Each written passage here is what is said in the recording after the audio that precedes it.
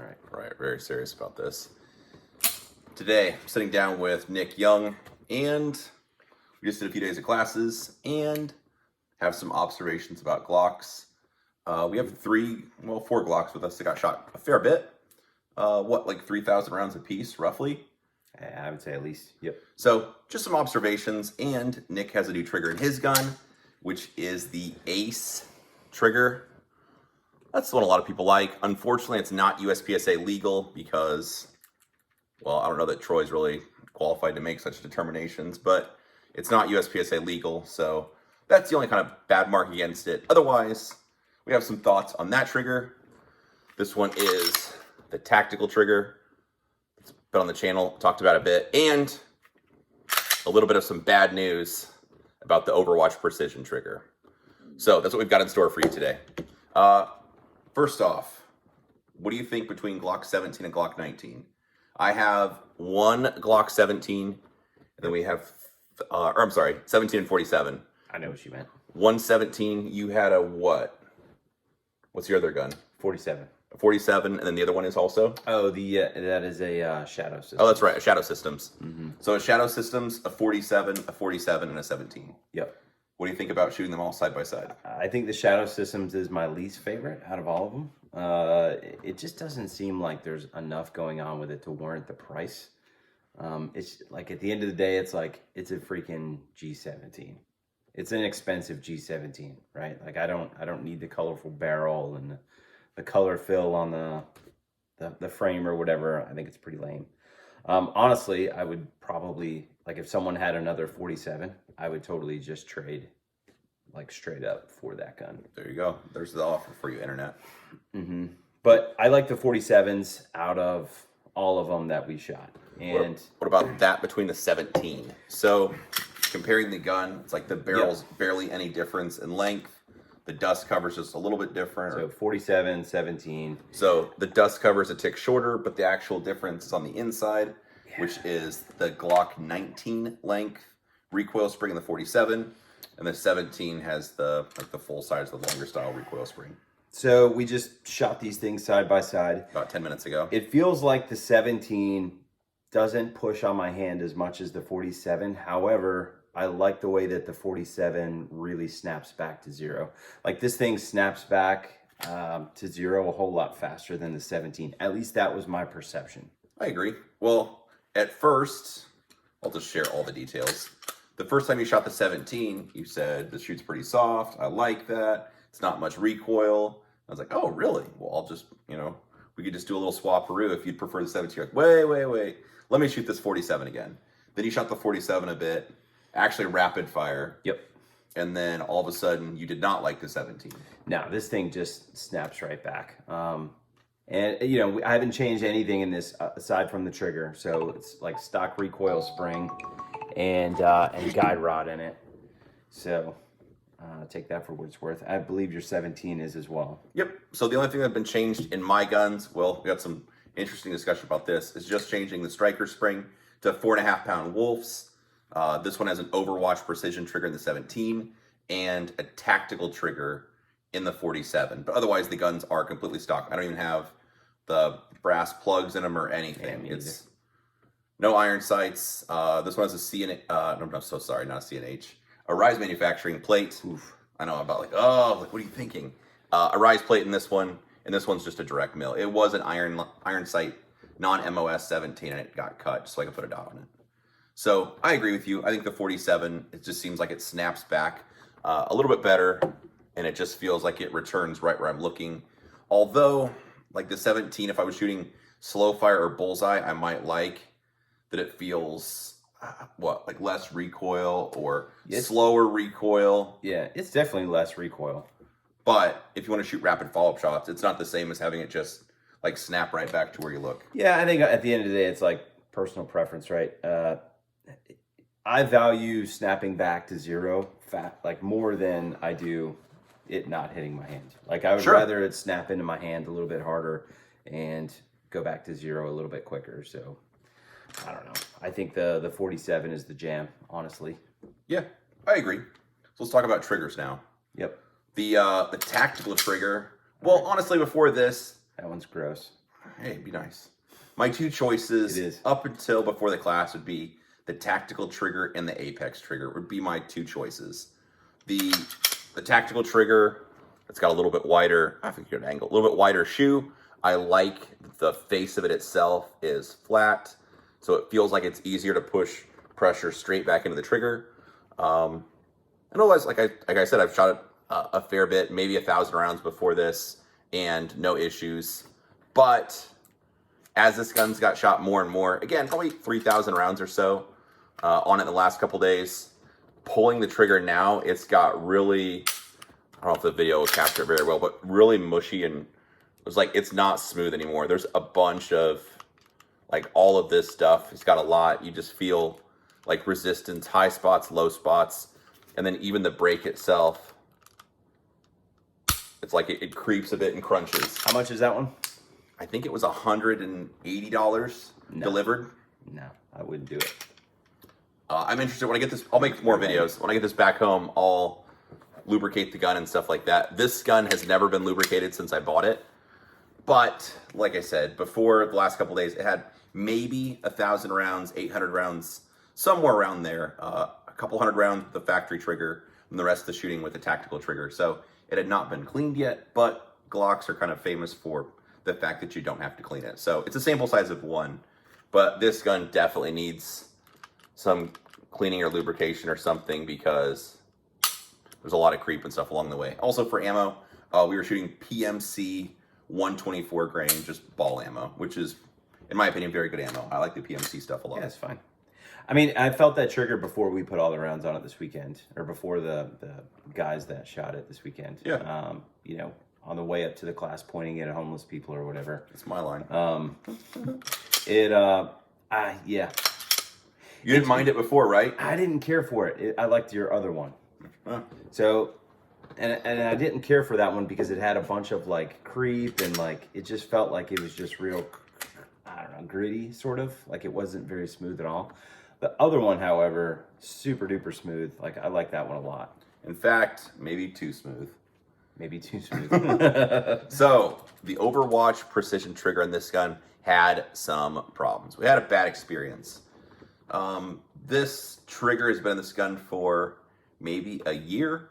I don't shoot Glocks a ton. It'll be a loner sometimes, or sometimes I'll shoot it a little bit, but I would say less than probably 3,000 rounds on this trigger. So it'd be enough that I felt like I could assess whether it works or not, but not high round count by any means. So within the last 4 days, this probably had as much, at least on the trigger, the other rounds that were on it. Otherwise, the pistol I've had for a couple years, the pistol itself probably has 5,000 rounds on it, something like that. 5 or 10. Again, not a ton. But the problem the gun developed was Light Strike City, unfortunately. Well, not Light Strike City, maybe Light Strike Village. It was just once in a while. Yeah. Once in a while. It was enough to be like, all right, this is. It was enough to be problematic. Change this. This gun has a very nice and light, kind of a rolling break. It feels like. That's what I like about it. I agree. With dry firing this gun, it still feels very nice. You just kind of keep pressing the trigger, it rolls, and it just breaks. Mm-hmm. No real high spots, low spots. But like I said, the problem was this thing started to light strike. So not crazy, but probably it seemed like once every 100 rounds. Yeah, it was enough to be annoying for sure. I would say once every 100 rounds, there'd be a light hit. You'd jack around in the chamber, look at it. There's a hit on it. Mm-hmm. I mean, I'm not an expert, but it looks okay. It looks like a decent hit. Obviously not enough to set it off. Put it back in the, chamber the round again, then pull the trigger and it fires fine. The same ammo, like the same boxes of ammo were being loaded for all 4 of these guns, and no issues with the other ones. Mm-hmm. So that led me to believe this is the problem. Originally, I thought maybe it was a striker spring, because this has a 4.5 pound Wolf striker spring also. And I thought, well, maybe it's been in there a little while, maybe 10,000 rounds. It might be time to change it. So luckily, a friend of ours in the class was also a Glock shooter, very intelligently brought a backup gun. So I swapped the striker spring from his backup gun into this one. And so with the factory striker spring, this thing still had 1 or 2? 1 or 2, yeah. Light hits. So I think it's safe to say the trigger is going to get swapped out of this gun. Otherwise, like I said, it felt fine. But even with a factory striker spring, it's having issues. So the Overwatch precision trigger, as much as I like how it feels, is probably going to be a no-go for me. Again, this is a sample size of 1, so it could just be this one trigger. It's tough to say, but this one does not seem to be doing the trick. With minimal round count, even if it's 10,000, that's not a ton of shooting. Sure, it's not. All right, well, the trigger tech, I'll show them what that looks like. So you have like a little bit of take up, and then it does have like a little bit of a rolling break, I would say. Like as soon as you get to here, it's not like a, I don't know, some people would describe it as like candy cane. It's not that. It's more of like get to right here, and then there's a bit of a wall, and it just breaks like a through. carrot. How's that? I know, I think it doesn't. Right? It just kind of like rolls through. I like it, man. It's super duper nice. Like it's nothing like a Glock trigger though. Absolutely nothing like a Glock trigger. I also think it's important to talk about this one thing too. Like it, after installing it, it made it feel like the action of the gun feels smoother than it did before. I agree with you. Here we go. Well, and I think it's because of this little doohickey right here that's attached to the back plate. So this little sled looking thing, like that makes the gun, like the gun was way smoother to rack. Yeah. Like it felt like my steel frame wall there. I don't know how well it will show up on the video or on this, but if you pull the slide back on one of these, you just hear more squeaky and stuff. This thing. It's pretty Hopefully smooth, that comes through well. It's not that it probably matters when you're shooting, but when that gun, when you're running, just pulling the slide, it feels far smoother and there's no high spots or low spots. Yeah. So to add that sled, there was one little thing you have to do to the gun, which is maybe why Troy in all of his wisdom decides it's not legal. I mean, who really knows? They probably didn't bribe him with enough money, if we're being honest. I'm just being real. There's a little square back here. There's the angle that has to get cut off to be able to install that. So it's a different back plate. So yeah, you can see how there we go. Gone, Yep. basically. This piece back here gets replaced, and to make that piece being able to slide through the slide, you have to cut off that little tab on the back of the frame, which I don't know. I don't know if that's really going to hurt anything or matter, but that's just one thing that's needed or required to install that trigger. Otherwise, unfortunately, that trigger did not arrive before our trip, but you'll be shooting it a bunch. We have already shot it. I don't know, 100 rounds through it, no issues so far. Yep. So that'll be more of a long-term test. Initially, I like it, but I will not buy one, just because it's a little bit too fly for me for a Glock trigger. It feels a lot like the Walther Dynamic Performance trigger for people familiar. Yeah. There's very little take up. It gets right to the wall. I'll call it like a carrot-like break, where it rolls a little bit. It's not like a candy cane, but it's just like there's a little bit of a roll when it breaks, but it's very light. It's very nice. It doesn't really feel like a Glock trigger to me. The trigger movement before it breaks is a lot less also.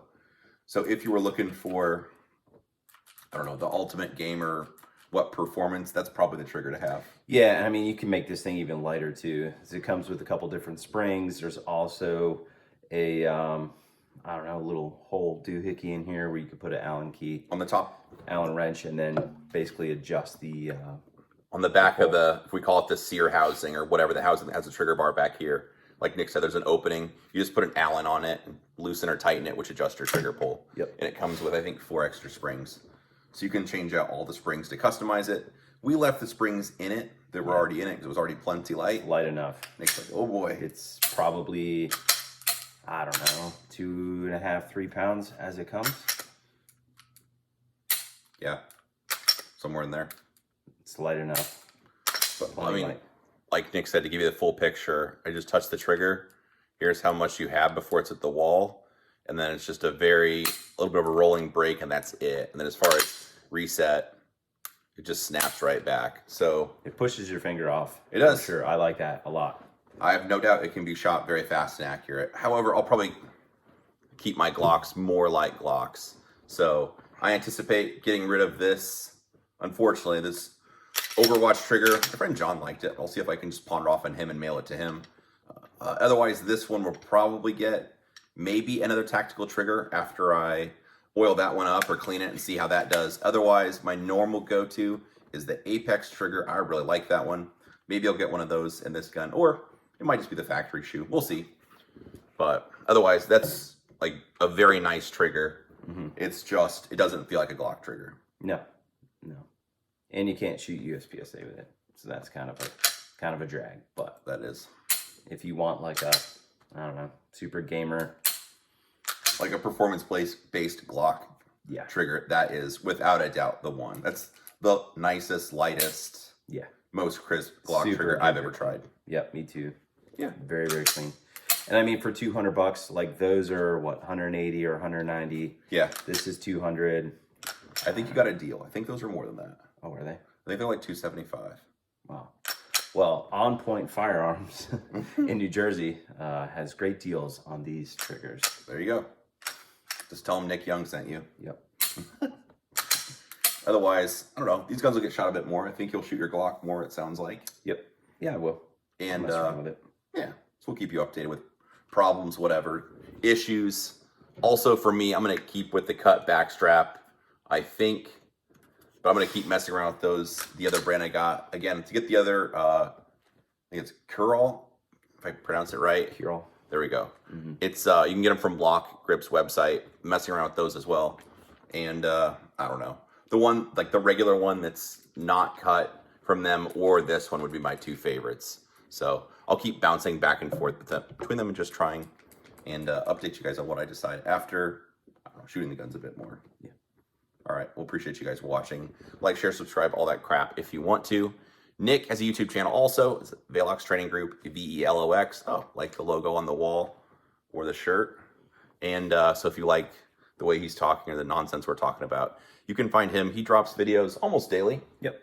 So Pretty close to it. give you more stuff to watch while you do your morning drive to work or coffee or whatever. So anyway, appreciate you watching. If you have any comments, questions, drop them below. We'll do our best to look through the comments and answer your questions. Thanks for watching.